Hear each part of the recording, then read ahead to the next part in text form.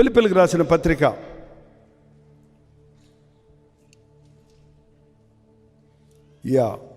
12వ వచనం, 1వ అధ్యాయం 12వ వచనం.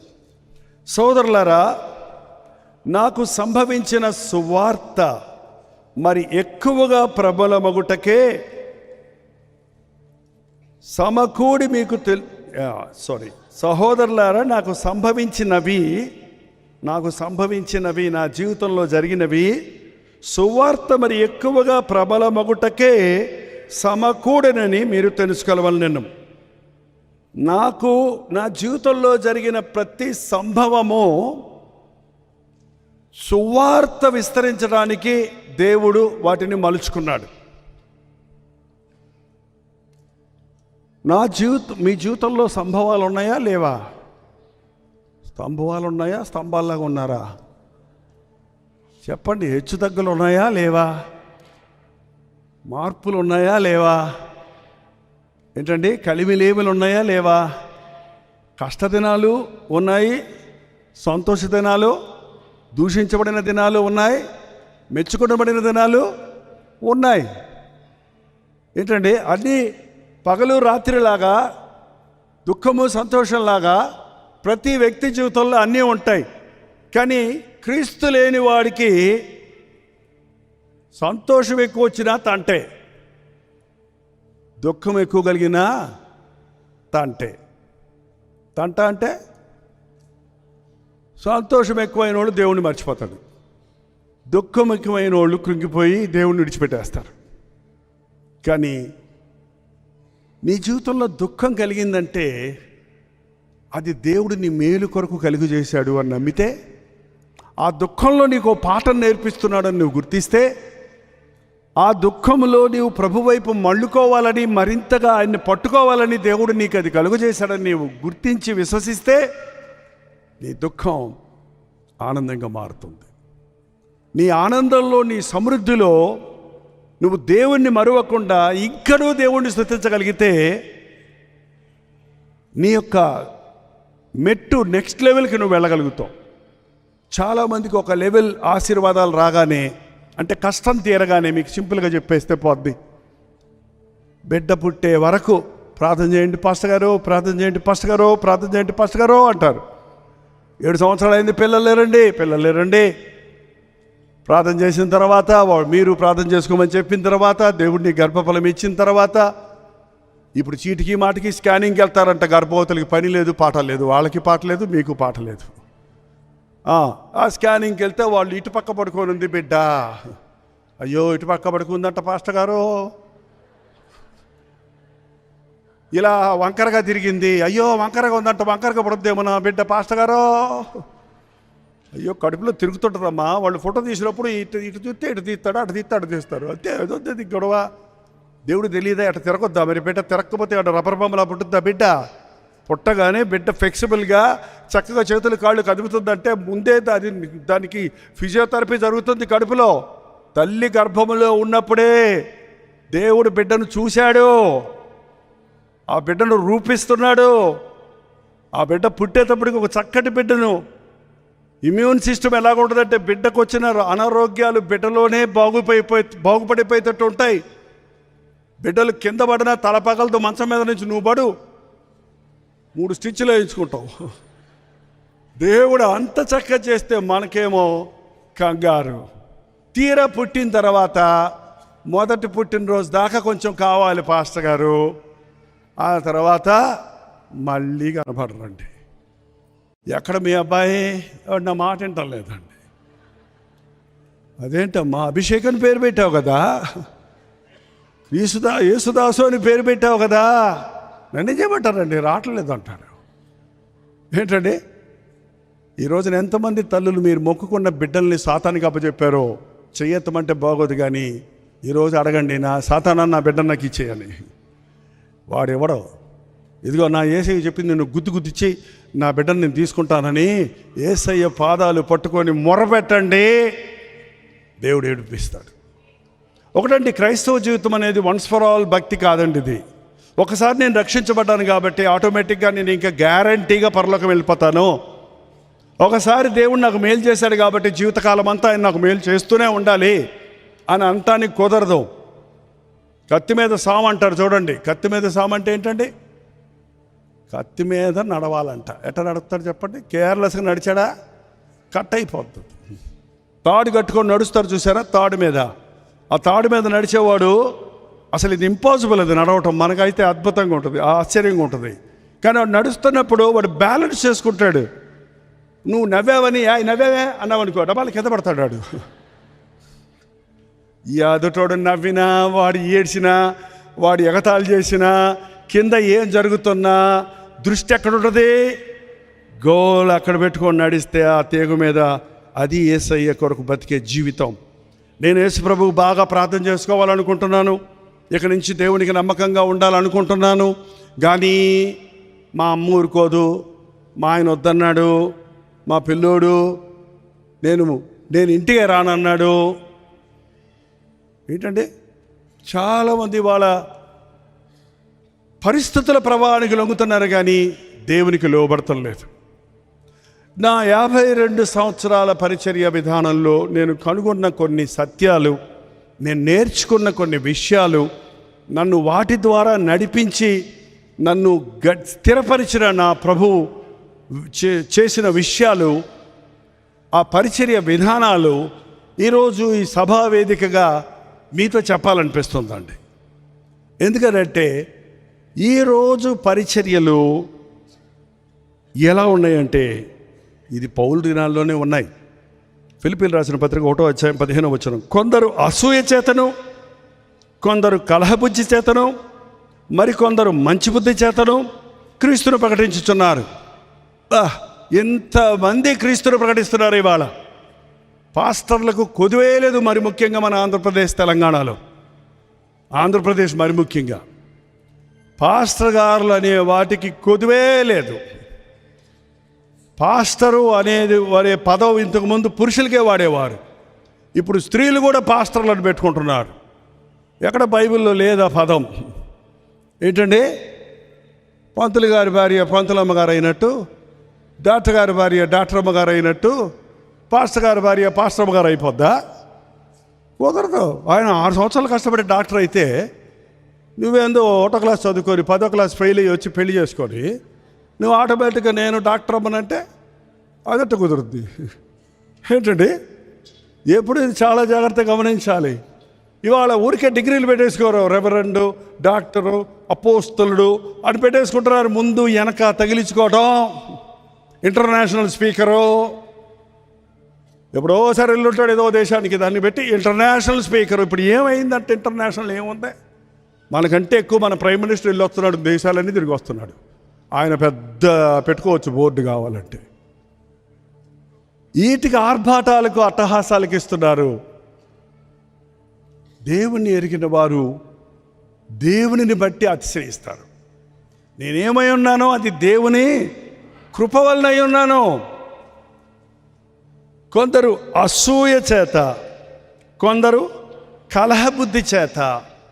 ఇంతమంది పాస్టర్లలో కొంతమంది అసూయ.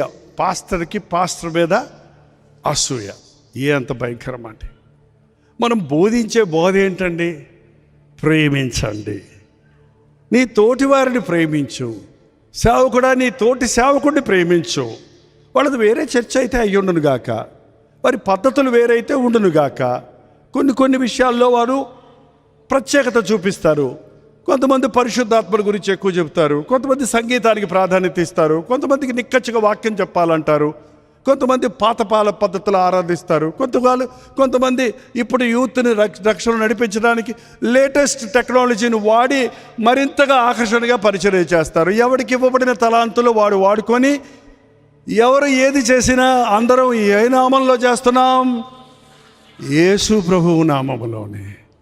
ప్రపంచంలో ఏ దేశం వాడైనా, ఏ భాష వాడైనా, క్రైస్తవుడు అనబడిన వాడు అందరూ ఎవరు? వాళ్ళు క్రీస్తు సంబంధులు, క్రీస్తు రక్తములో కడగబడిన వారు.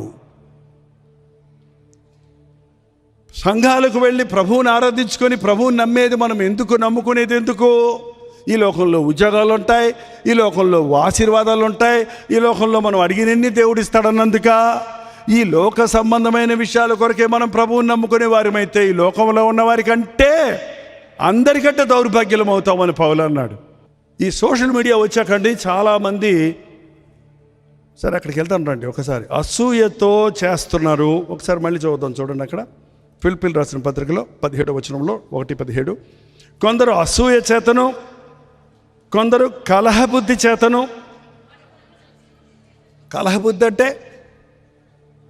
మేము మీటింగ్స్ పెట్టేటప్పుడు వాల్ పోస్టర్లు వేసేవాళ్ళం కాదండి. ఎందుకంటే టీవీలో వాక్యం విన్నోళ్ళు మాత్రమే వచ్చేవారు, గుంపులుగా ఒక 50, 200, 300 గ్రామాల నుంచి వచ్చేవాళ్ళు.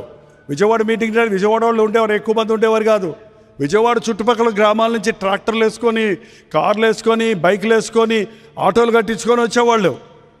ఈ ఎక్కడి నుంచి వస్తున్నారు వీళ్ళందరూ చెప్పి ఆశ్చర్యపోయేవారు.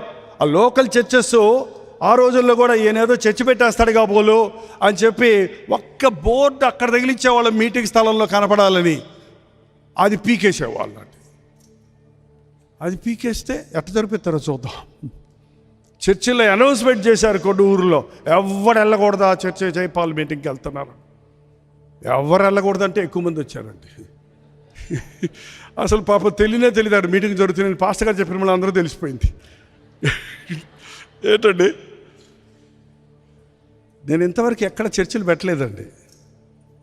చర్చిలు ఎన్ని బ్రాంచ్లో నేను అడక్కండి, నేను ఎక్కడ చర్చిలు పెట్టలేదండి. నేను అన్ని చర్చిలకు వెళ్తాను. అన్ని చర్చిలో ఉన్నవాళ్ళు నాకు ప్రియులు ఉన్నారు, వాక్యం వినేవాళ్ళు ఉన్నారు, మేలు పొందే వాళ్ళు ఉన్నారు. 3 తరాల నుంచి మా అమ్మమ్మ గారు కూర్చోబెట్టి వాక్యం వినిపించారండి, మా నాయనమ్మ కూర్చోబెట్టి వాక్యం వినిపించిందండి, మా నాన్న మారాడండి, మేము మారామండి అని యవనస్తులు ఈరోజు సాక్ష్యాలు చెప్తున్నారు ఎక్కడికి వెళ్ళినా. నాకు 3 తరాలు మనుషులు వింటున్నారు. ఎన్ని చర్చలు పెట్టొచ్చో నేను పెట్టాలంటే, కానీ నా అభిమతం అది కాదు. సంఘములో ఉన్న విశ్వాసుల్ని బలపరచు. కాపోరులు అన్ని శ్రమలు పడి 4 సంవత్సరాలు సేవ చేసి 2 స్థలాల్లో చర్చిలు కట్టి చిన్న షెడ్డులు అక్కడ పాస్టర్ గారికి అప్పచెప్పేశారు.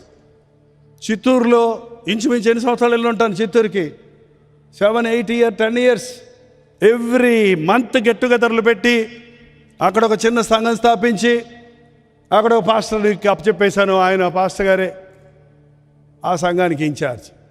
నేను లెక్కలు అడగను, నాకేమి చెప్పక్కర్లేదు. సహోదరులుగా షేర్ చేసుకోండి, తోటి సేవకులుగా ప్రేమను పంచుకుందాం,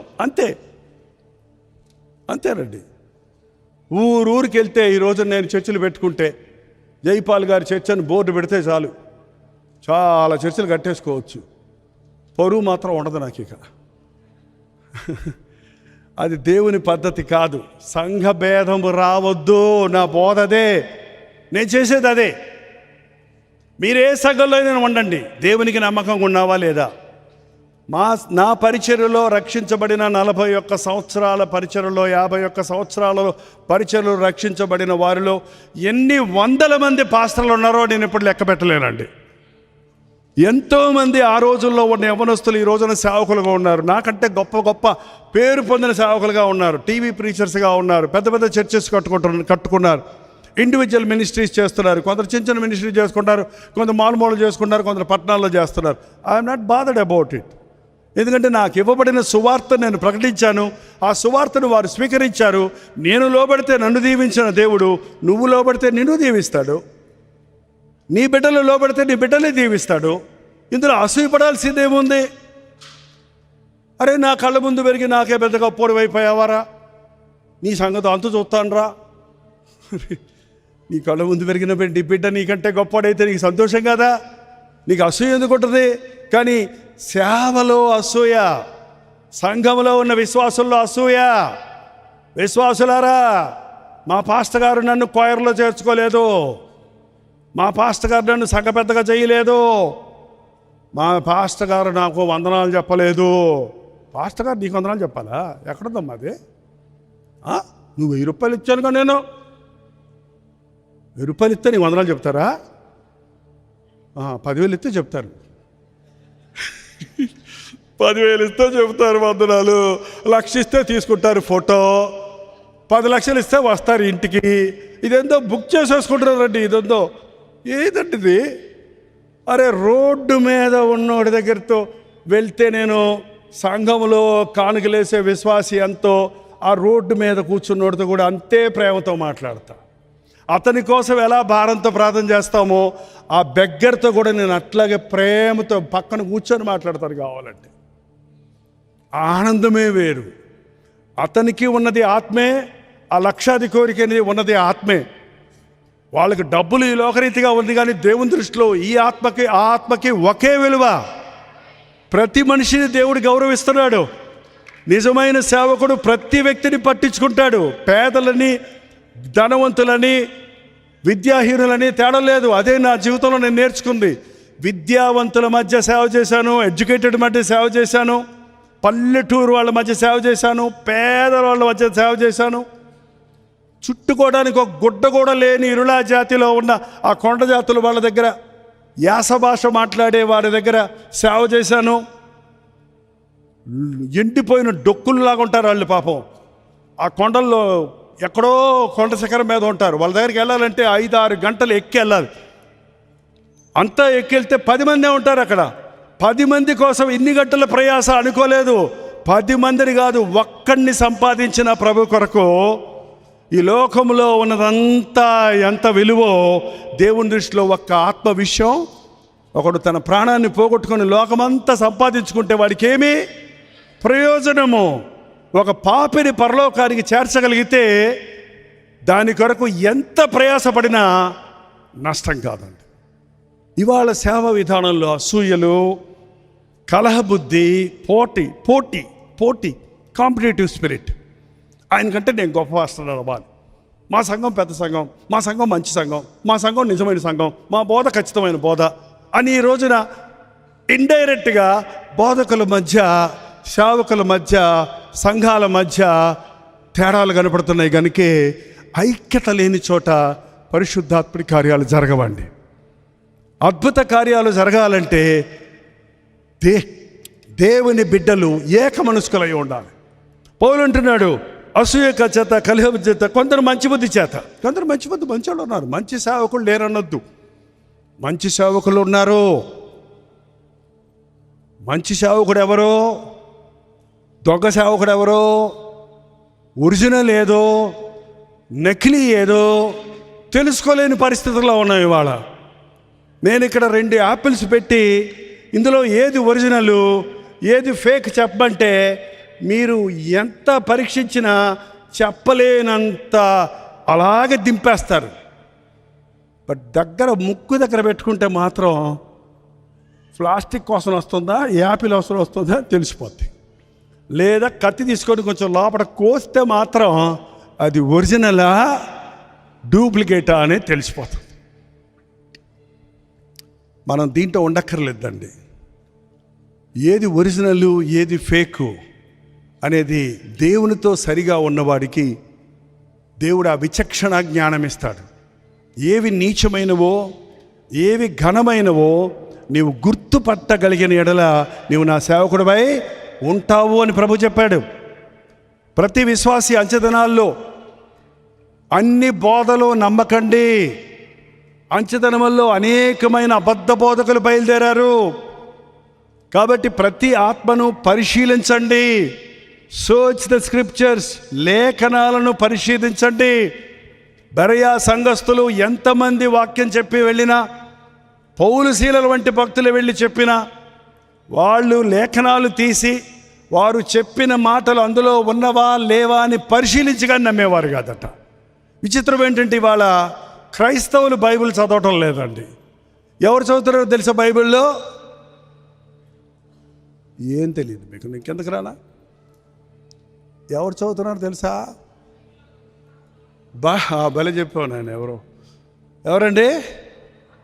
బైబిల్లో తప్పులు పట్టుకుందామనే వాళ్ళు బైబిల్ చదువుతున్నారు. బైబిల్ పట్టుకొని బతకట్ట క్రైస్తవుడు అన్నవాడు పేజీలు కూడా నలగకుండా ఉఫ్ అంటే కూడా రావు పేజీలు.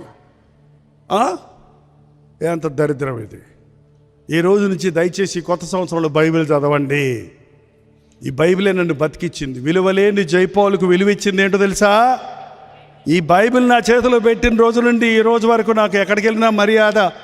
పూలదండలు వేస్తున్నారు, పాపం శాలువాలు కప్పుతున్నారు, బొక్కేళ్ళు ఇస్తున్నారు, చప్పట్లు కొడుతున్నారు, వందనాలు చెప్తున్నారు. బైబిల్ తీసేస్తే జైపాల్ కూడా చూస్తాడండి. ఒక ఎమ్మెల్యేకి ఆ సీజన్లోనే, ఓ డాక్టర్కి అది ఏదో మెల్ల చేసుకుంటేనే డాక్టర్ గారు అని తెలుస్తుంది. ఏంటండి, ఒక లాయర్కి ఆ నల్ల కోట్ వేసుకుంటేనే ఓ ఏం లాయరా అనిపిస్తుంది. నేను ఎక్కడికి వెళ్ళినా పొద్దున విజయవాడలో దిగితే ఆ దిగిన కాడి నుంచి వచ్చి ఒక వందనాలు అయ్యారు అని ఎక్కడి నుంచి టాయిలెట్ దగ్గర ఉన్న వాళ్ళు చెప్తున్నారు, ఆ సూట్ వేసుకున్న వాళ్ళు చెప్తున్నారు, ఆ ఫ్లైట్లో దిగిన వాళ్ళు చెప్తున్నారు.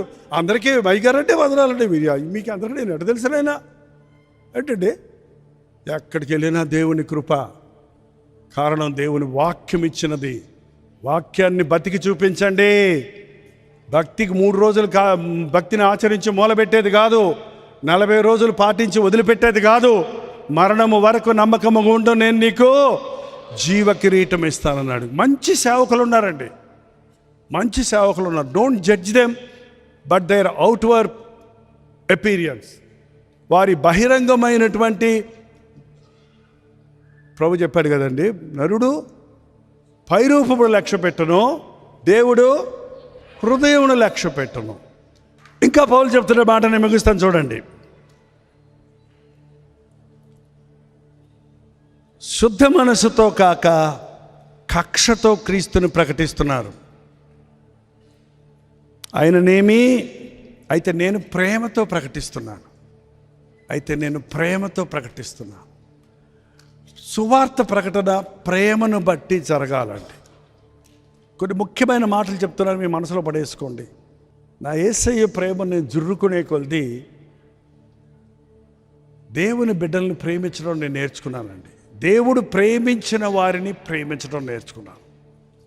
చూడండి, దేవుని ప్రేమతో నింపబడిన ఒక వ్యక్తి దేవుడు ప్రేమించిన వారిని ప్రేమిస్తాడు, దేవుడు ద్వేషించే వాటిని ద్వేషిస్తాడు. దేవుడు ఎవరిని ప్రేమిస్తున్నాడు? ఆయన నీతిని ప్రేమిస్తున్నాడు, దుర్నీతిని ద్వేషిస్తున్నాడు. ఒక సంగతి గుర్తుపెట్టుకోండి, దేవుడు మనల్ని ప్రేమిస్తున్నాడు, కానీ మనలో ఉన్న నీచ గుణాన్ని మాత్రం ఆయన ప్రేమిస్తాం లేదు. మనమంటే ఆయనకి ఎంతో ప్రేమ, చచ్చేంత ప్రేమ ఏంటి, ప్రాణమిచ్చి చూపించాడు ఆయన. కానీ నువ్వు పాపాన్ని వదిలిపెట్టకపోతే, పోనీలే ఆదామవ్వ ఉండండి ఇంకెప్పుడు చేయకుండా అని చెప్పుండొచ్చుగా. వాళ్ళని ప్రేమించాడు కాబట్టే చంపలేదు, వారిలో ఉన్న పాపాన్ని సహించలేదు కాబట్టి వారిని ఏదైనా తోటలో నుండి బయటికి వెళ్ళగొట్టేశాడే కానీ మళ్ళీ వాళ్ళని ఎలాగ దగ్గరకు తెచ్చుకోవాలా అని తన అనాది సంకల్పము చొప్పున ఆయన వారి స్థానంలో మరణించి తన రక్తాన్ని చిందించి ఈ రోజున పాపులమైన మనకు ఆయన ద్వారా పరలోక రాజ్యపు సిద్ధపరిచి ఉన్నాడు. అది ప్రేమతో పాడండి. మీరు పాటలు పాడేవాళ్ళు కొంతమందికి దెయ్యాలు పడుతున్నాయండి ఈ మధ్య. స్టేజ్ మీదకి వచ్చిన వాళ్ళు అంటే సైతానికి భలే సంబరం అంట. దొరికితావుర్రా సహోదర. మీరు కింద ఉన్నవాళ్ళని పడగొడతాం ఈజీయా, పైన ఉన్నవాడిని పడగొడతాం ఈజీయా? ఏమండి, అంటే పడిపోతాం కిందకంతే. అందుకే స్టేజ్లు ఎక్కేవాళ్ళు, నేను 11 సంవత్సరాలు సేవకు సమర్పించుకున్న తర్వాత కూడా నేను పెరిగిన ఆ ఫెలోషిప్లో నన్ను స్టేజ్ ఎక్కనివ్వలేదండి. పాట పాడటానికి కానీ ప్రసంగం చేయటం సంగతి దేవుడు అరిగా, అసలు సాక్ష్యం చెప్పడానికి కానీ పెరవలేదు. నన్ను భలే కుచ్చ ఉంటుండేది నాకు. ఏటి ప్రభా, నేను ఇంత 10 సంవత్సరాల ట్రైనింగ్ అంటే కనీసం పాట పాడమంటారు, సాక్ష్యం చెప్పమంటారు ఏంటిల్లో? రోడ్డు మీదకి వెళ్ళి కావాలంటే స్టేజ్ లెక్క చెప్పాల్సిన అవసరం లేదు. నేను అట్టకపోయానులేండి, చెప్పకుండా ఉండలే. 10 సంవత్సరాల్లో 4 స్థలాల్లో సేవ చేసి ఒక్కొక్క చోట 400-500 ఆత్మలు సంపాదించాను. అది వేరే సంగతి. ఎక్స్పోజ్ అవ్వకూడదు అందరికీ. అలాగా ఎక్స్పోజ్ అయినప్పుడు సైతాన్ని కళ్ళు మన మీద పడతాయి. ఆ శోధన జయించడం చాలా కష్టం. నీలో అణుకువ లేకపోతే, నీలో సిద్ధపాటు లేకపోతే, నువ్వు మెలకువగా ఉండకపోతే. చాలామంది దైవ సేవకులు ఈ రోజున పిచ్చోళ్ళు అయిపోతున్నారండి. సేవకులు, గొప్పగా వాడబడిన సేవకులు. వాళ్ళు ఏం మాట్లాడుతున్నారు వాళ్ళకి అర్థం కావట్లా. గొప్పగా దేవుడి చేతుల్లో వాడబడిన వారు ఈ రోజున బ్యాక్గ్రౌండ్లోకి వెళ్ళిపోతున్నారు, కంటికి కనపడుతున్నారు, కరుమరుగైపోతున్నారు. వణుకుతో భయముతో రక్షణ కొనసాగించుకోవాలి. ఇతరులకు బోధించిన తర్వాత నేను భ్రష్టున్నైపోతానేమోనని నన్ను నేను నలగొట్టుకుంటున్నాడు పౌలు. ఈ లోకంలో ఎవరికైనా ప్రార్థన కావాలంటే అది దేవుని సేవకుడికి కావాలి ప్రార్థన, దేవుని సేవకుడి కుటుంబానికి కావాలి ప్రార్థన. నా 3 యవనస్తులైన కుమారులను పెంచడం కొరకు ఇంత సాక్షి చెప్తున్నట్టు మైకిల్ ఎన్ని కన్నీరు గార్చారో మీకేం తెలుసు. ఒక టీనేజ్లో ఉన్న యవనస్తుని లోకంలోకి పోకుండా ఈ చెడిపోయిన లోకంలో దేవుని కొరకు నిలబెట్టాలంటే అది ఆషామాష కాదండి. అది కన్నీటితో ప్రభు పాదాలు పట్టుకొని మొర్ర పెట్టితేనే కుటుంబం కట్టుకోగలుగుతాం. నా బోధలో ఈ 50 సంవత్సరాల్లో తేడా ఉంటే ఎవడైనా ఎత్తి చూపించండి. వీళ్ళు గమ్మత్తుగా కట్టింగ్లు చేసి ఫేకులు పెడుతున్నారు యూట్యూబ్లో. అర్థం పర్థం లేకుండా అక్కడ ఒక మొక్క ఇక్కడ ఒక మొక్క తీసుకొచ్చి డబుల్ మీనింగ్ వచ్చేటట్టు కాంట్రడిక్ట్ అయ్యేటట్టు చూపిస్తున్నారు. That is not the way. The way we are preaching the word of God is true. ఆత్మల భారంతోనే డబ్బు సంపాదన కొరకు సేవ చేయటం అన్నంత మూర్ఖత మరొకట్లేదండి. Go and do some business if you want money. డబ్బులు కావాలంటే వ్యాపారం చేసుకో. యేసునామాన్ని పెట్టుకొని అడుక్కుతింటాం ఎందుకండి? రోడ్ల మీద యేసుప్రభు ఫోటో పెట్టుకోండి బాబు బాబు అంటే ఒక ఆయన ఏందయ్యా నువ్వు అడుక్కుంటే అడుక్కో. ఎందుకు యేసుప్రభు ఫోటో ఆయన అడుక్కుంటున్నాడా? ఎందుకంటే అదే చేస్తున్నారు ఇవాళ. వాళ్ళు అలా అడుక్కుంటున్నారు పాపం పేదవాళ్ళు. యేసునామాన్ని పెట్టుకొని అడుక్కునేవాళ్ళు ఇవాళ. Be careful. దేవుడు ఒకరోజు తీర్పు దినాన మనల్ని లెక్క అడుగుతాడు. ఇన్ని సంవత్సరాలు నేను సేవ చేసినప్పుడు నేను ఒక్క విషయమే భయపడుతున్నానండి, జాగ్రత్త పడుతున్నాను. ఏంటంటే నువ్వు ఎన్ని మీటింగ్స్ పెట్టావు, ఎన్ని లక్షల మంది మారారు, ఎన్ని వేల మంది విన్నారు, ఎన్ని టీవీ ప్రోగ్రామ్స్ ఇచ్చావు, ఎన్ని పుస్తకాలు రాశావు, ఎంతమంది నేను ప్రభావితం చేశావు అని నేను డబ్బా కొట్టుకోవటం అవసరం లేదండి. ఇది ఎంత చేశానన్న సంగతి నా దేవుడు నన్ను అడగడం. నన్ను అడిగేది ఒకటే, జైపాల్ నీకు అప్పచెప్పిన సేవలో నువ్వు నమ్మకస్తుడిగా ఉన్నావా? ఆయన నమ్మకస్తుల కోసం వెతుకుతున్నారండి. కొందరు కక్షతో, కొందరు శుద్ధ మనసుతో, కొందరు మంచి బుద్ధితో, కొందరు కలహబుద్ధితో సేవ చేస్తున్నారు. 18వ వచనం, ఆయననేమి మిష చేతనే కానీ సత్యము చేతనే కానీ ఏ విధము చేత నేను క్రీస్తు ప్రకటించబడుచున్నాడు, అందుకు నేను సంతోషించుచున్నాను. ఎవడు యేసు ప్రభువు నామాన్ని ఉపయోగించిన అద్భుతాలు జరుగుతాయండి. ఎందుకంటే అది ఉపయోగించిన వాడిని బట్టి కాదు. ఎవరిని బట్టి? ఏ నామం వాడుకుంటున్నావు నువ్వు? యేసు నామాన్ని వాడుకుంటున్నావు. యేసుక్రీస్తు నామము అన్ని నామముల కంటే ఉన్నతమైన నామము. ప్రతి మోకాలు ఆయన నామంలో వంగినట్లు, ప్రతి నాలుక ఆయనే ప్రభు అని ఒప్పుకున్నట్లు అన్ని నామముల కంటే ఆయన నామమును దేవుడు హెచ్చించి ఉన్నాడు. నువ్వు ఆ నామాన్ని వాడుకొని ఆ సేవ చేసినప్పుడు, ఆయన నామంలో ప్రార్థన చేసినప్పుడు, ఆయన నామంలో ప్రకటన చేసినప్పుడు అక్కడ అద్భుతాలు జరుగుతాయి. నిజమైన సేవ కన్నీరండి, శ్రమ.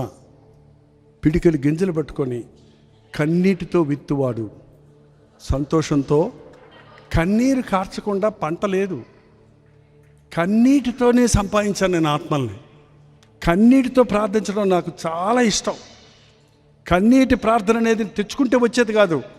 దేవుని ఆత్మ ముట్టినప్పుడు ఆ కళ్ళ నీళ్లు జలజల రాలతాయి. కొన్నిసార్లు అది కృతజ్ఞతతో, కొన్నిసార్లు అది ఆవేదనతో, కొన్నిసార్లు అది భారంతో, కొన్నిసార్లు అది పశ్చాత్తాపంతో.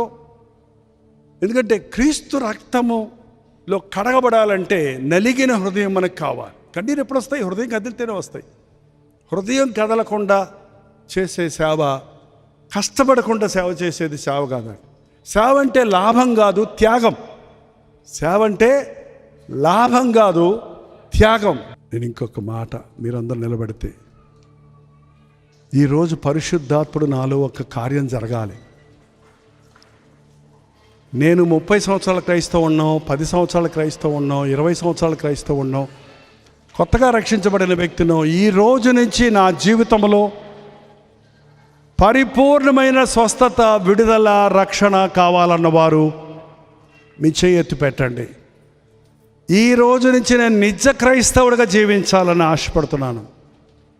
రకరకాల బోధలు, రకరకాల సంఘాలు, రకరకాల సేవకులు, రకరకాల పద్ధతులు ఉన్న ఈ క్రైస్తవ లోకంలో వాక్యానుసారమైన క్రైస్తవుడిగా నేను బ్రతకాలని, నా బ్రతుకు మూలముగానైనా సరే, చావు మూలముగానైనా సరే నా యేసయ్యను నేను మహిమపరచాలని, నాకు దేవుడిచ్చిన నా కుటుంబాన్ని, నా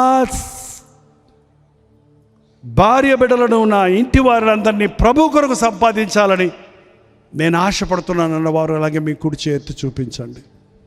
నోరు తెరవండి, అలసిపోకండి. నోరు తెరవండి, నోరు తెరవండి, నోరు తెరవండి. ప్రార్థన రాకపోతే నోరు తెరవండి, నేను నింపుతాడన్నాడు ప్రభువు. కోతకు సమయం, అనివారి తరుణం, ప్రార్థన చేయుదమా. ఇది కోతకు సమయం, అనివారి తరుణం, ప్రార్థన చేయుదమా. పైరులు చూచెదమా, పంటను కోయుదమా. పైరులు చూచెదమా, పంటను కోయుదుమా. ఇది కోతకు సమయం, పనివారి తరుణం, ప్రార్థన చేయుదమా. ఇది కోతకు సమయం, పనివారి తరుణం, ప్రార్థన చేయుదమా. సోమంతో విస్తారమాయని, కోసేడి పనివారు పొదువాయని. కోతెంతో విస్తారమాయని, కోసేటి పనివారు పొదువాయని. యజమాని నిధులన్నీ నిలువాయనే, యజమాని నిధులన్నీ నిలువాయనే. ఇది కోతకు సమయం, పనివారి తరుణం, ప్రార్థన చేయుదమా. ఇది కోతకు సమయం, పనివారి తరుణం, ప్రార్థన చేయుదమా. సంగమా మౌనము దాచకుమా, కోసేటి పనిలోన పాలొందుమా.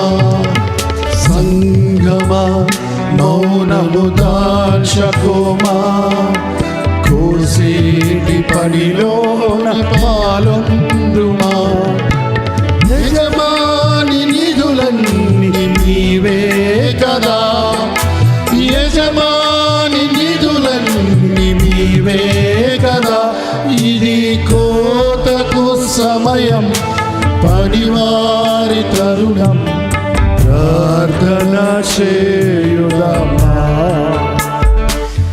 ఇది కోతకు సమయం, పనివారి తరుణం, ప్రార్థన చేయుదమా. సంఘమా మౌనంగా ఉండకండి. నా కుటుంబంలో నుంచి కనీసం ఒక వ్యక్తి అయినా దేవుని సేవ చేయాలి అనే ఆశతో ఈరోజు దేవునికి సమర్పణ చేసుకుందాం. నేను నా ఇంటి వారు యెహోవానే సేవించుదామని తెగించి దేవుడితో ఒక మాట చెబుదాం. పరిశుద్ధుడా, ప్రేమగల తండ్రి, ఒక్కసారి నీ కను దృష్టి మా వైపు ఉంచి ఎస్ఎస్ కన్వెన్షన్లో కూడి వచ్చిన మమ్మల్ని చూడయ్యా. లైవ్లో వీక్షిస్తున్న వారిని చూడయ్యా. ఎవరు నీ మాట విని వణుకుచున్నారో వారిని చూడయ్యా. ఎవరు నీ మాట విని తమ హృదయాలు నీ సన్నిధిలో కుమ్మరించుకుంటున్నారో వారిని చూడయ్యా. నీ నామములో ఉన్న విడుదల, నీ నామము ద్వారా దొరికే దీవెన అట్టి వారి మీద కుమ్మరించు నాయనా. వైపు చూడలేక అపవాది బంధకములలో ఉన్నవారిని, హృదయం కఠినము చేసుకుంటున్న వారిని నాజరేయుడైన యేసుక్రీస్తు నామములో సాతాను బంధకములలో ఉన్న ప్రతి ఒక్కరిని విడుదల చేస్తున్నాము తండ్రి, విడుదల చేస్తున్నాము నాయనా. ఈ ఆవరణలో ఉన్నవాడు ఎవడూ సాతాను జతకి మరల పోకుండానట్లుగా శాశ్వతమైన విడుదల మాకు దురాత్మల నుండి విడిపించి పరిశుద్ధాత్మతో మమ్మల్ని అభిషేకించము నాయన. ఈరోజు మా జీవితాల్లో ఒక మరపురాని రోజుగా, ఒక అభిషేకపు దినముగా, ఒక విడుదల దినముగా, ఒక గొప్ప సమర్పణ రోజుగా ఒక్కొక్కరికి దయచేయ్యా, ఒక్కొక్కరికి దయచేయ్యా. స్త్రీలైనా, పురుషులైనా, వృద్ధులైనా, యవనస్తులైనా, పెద్దలైనా ప్రతి ఒక్కరిని నువ్వు చూడయ్యా. ప్రతి ఒక్కరిని నీవే కదా సృష్టించావు, ప్రతి ఒక్కరికి కదా నీవే కదా రక్తం కాచావు, ప్రతి ఒక్కరిని నీవే కదా ప్రేమిస్తున్నావు, ప్రతి ఒక్కరిని వాడుకోవాలని ఆశిస్తున్నావు కదా. మమ్మల్ని ఒక్కొక్కరిని వాడుకో అయ్యా, నీ సాక్షునిగా వాడుకో అయ్యా. సంపూర్ణ సేవకులను లేపయ్యా, పార్ట్ టైం సేవకులను అభిషేకించయ్యా. ఉద్యోగాలు చేస్తూ సేవలో పార్టిసిపేట్ చేస్తున్న వారిని దీవించిన ఆయన, సమస్త విడిచిపెట్టి పరిపూర్ణంగా సేవకు వచ్చిన వారిని అభిషేకించు తండ్రి. సంఘాలలో ఉజ్జీవం దయచేయను ఆయన. మౌనంగా ఉండే సంఘం కాక సత్య సువార్తను సరిగా విభజిస్తూ మారుమూల గ్రామాలకు నీ మాటలు పట్టుకెళ్ళే సంఘముగా, మీడియా ద్వారా ఇచ్చిన ప్రతి అవకాశము ద్వారా కోటి విద్యలు కూటి కొరకు వాడినట్టు కోటి విద్యలు క్రీస్తు కొరకు వాడటానికి ఈ అంచెదినాల్లో మా మీద నీ అభిషేకమును కుమ్మరించము నాయన. పరిశుద్ధాత్మ కార్యాలు కొనసాగించము తండ్రి. జరగబోయే మరో సెషన్లో నీవు తోడుండము.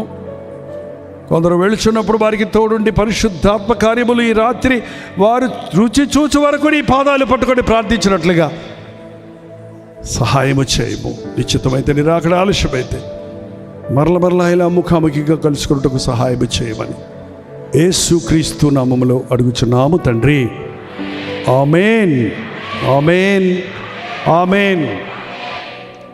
మన తండ్రి అయిన దేవుని యొక్క ప్రేమయు, కుమారుడైన క్రీస్తు యొక్క కృపయు, ఆదరణకర్త అయిన పరిశుద్ధాత్మ యొక్క సహవాసమును కూడి వచ్చిన మనందరికీ ఇప్పుడును సదాకాలమును తోడై ఉండను గాక. ఆమేన్, ఆమేన్, ఆమేన్. హల్లెలూయా. దేవునికి స్తోత్రం. దేవుని మహాకృప వలన ఈ నూతన సంవత్సరంలో ప్రవేశించి ముందుకు వెళ్తున్నాం కదా. ఈ జనవరి 15వ తారీఖు కల్వరీ ఇవాంజలికల్ ఫెలోషిప్ యొక్క 44వ వార్షికోత్సవం. 54 సంవత్సరాల నుంచి నేను సేవ చేస్తున్నాను. 44 సంవత్సరాల నుంచి కల్వరీ ఇవాంజలికల్ ఫెలోషిప్ అనే బ్యానర్ మీద, అలాగే జైపాల్ ఫౌండేషన్స్ అనే బ్యానర్ మీద మరింత విస్తారమైన సేవ చేయడానికి దేవుడు భాగ్యం ఇచ్చాడు. రేడియో ప్రోగ్రామ్స్ ద్వారా, టీవీ ప్రోగ్రామ్స్ ద్వారా, సోషల్ మీడియా ద్వారా, వాంగ్మయం ద్వారా, గెట్ టుగెదర్ల ద్వారా, ఉద్యోగ సభల ద్వారా అనేక ప్రాంతాల్లో అనేకులకు అనుదినము దేవుని వాక్యం అందించే భాగ్యం నాకు ఇచ్చున్నాడన్న సంగతిని మీరు బాగా ఎరుగుదురు. ఈ కల్వరీ పరిచర్యల ద్వారా ప్రత్యక్షంగా పరోక్షంగా మీరు మేలు పొందిన వారైతే మీరు కూడా ఇందులో పాలిభాగస్తులే. ఈ ఆనందాన్ని, ఈ సందర్భంగా దేవుడు మనకిచ్చే వాగ్దానాలను, సందేశాలను పొందుకొనుటకు ఈ జనవరి 15వ తారీఖు విజయవాడలో ద వెన్యూ కన్వెన్షన్ సెంటర్లో ఒక ప్రత్యేకమైన గెట్ టుగెదర్ను ఏర్పాటు చేస్తున్నాం. విజయవాడ పరిసర ప్రాంతాల్లో ఉన్న మీరందరూ వస్తారని. మధ్యాహ్నం 2 గంటల నుంచి 5 గంటల వరకు, 6 గంటల నుంచి 10 గంటల వరకు 2 సెషన్స్గా ఈ మీటింగ్ పెడుతున్నాం. రండి, మీ సాక్ష్యాలను పంచుకోరండి, దేవుడిచ్చే వాగ్దానాలను పొందుకోరండి. మన ముందున్న నూతన సంవత్సరంలో దేవుని సాక్షులుగా, దేవుని మహింపరచువారిగా జీవించుటకు, దేవుని అభిషేకమును పొందుటకు ప్రార్థనాపూర్వకంగా దేవుని సన్నిధిలో కనిపెడదాం. మీ స్నేహితుల్ని, బంధువులను కూడా ఆహ్వానించండి. విజయవాడ పరిసర ప్రాంతాల్లో ఉన్నవారు కూడా మీరు పాల్గొని దైవాశీర్వాదాలు పొందండి. ముఖాముఖం చూడడానికి, వ్యక్తిగతంగా నేను ప్రార్థించడానికి కూడా ఆశపడుతున్నాను. తప్పకొస్తారు కదా. వివరాలు కావాలంటే కింద QR కోడ్ ఉంది, లేకపోతే ఫోన్ నెంబర్లు ఉన్నాయి. వాట్సాప్ మెసేజ్ పెట్టండి, మరిన్ని వివరాలు మీకు తెలియజేస్తారు. రండి, దీవించబడండి.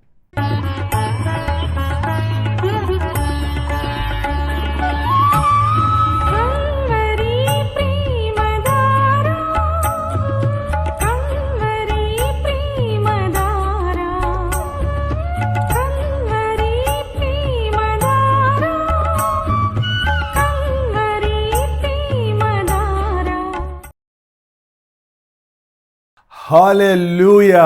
అవినిగడ్డ పరిసర ప్రాంతాల్లో ఉన్న వారందరికీ శుభవార్త.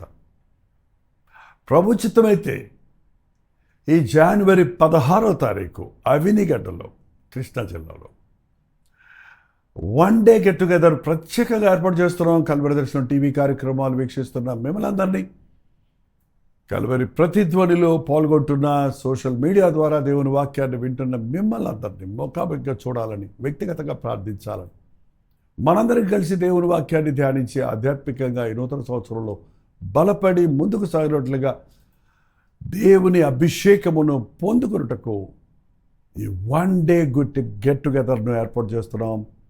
మధ్యాహ్నం 2 గంటల నుంచి 5 గంటల వరకు, 6 గంటల నుంచి 10 గంటల వరకు 2 సెషన్స్గా ఈ గెట్ టుగెదర్ ఉంటుంది కనుక తప్పక హాజరవ్వండి. దేవుని దీవెనలను పొందండి. ఏ కన్వెన్షన్? అవినిగడ్డ, కూడూరు రోడ్, అవినిగడ్డ, కృష్ణా జిల్లా. ఇంకా ఈ విషయమే మీకు వివరాలు కావాలంటే కింద ఇవ్వబడినటువంటి ఫోన్ నెంబర్లకు మీరు ఫోన్ చేయండి, వాట్సాప్ మెసేజ్ పెట్టండి, లేకపోతే క్యూఆర్ కోడ్ ఉంది, లొకేషన్ కొరకు మీరు క్యూఆర్ కోడ్ను స్కాన్ చేసుకోండి. తప్పకొస్తారు కదా.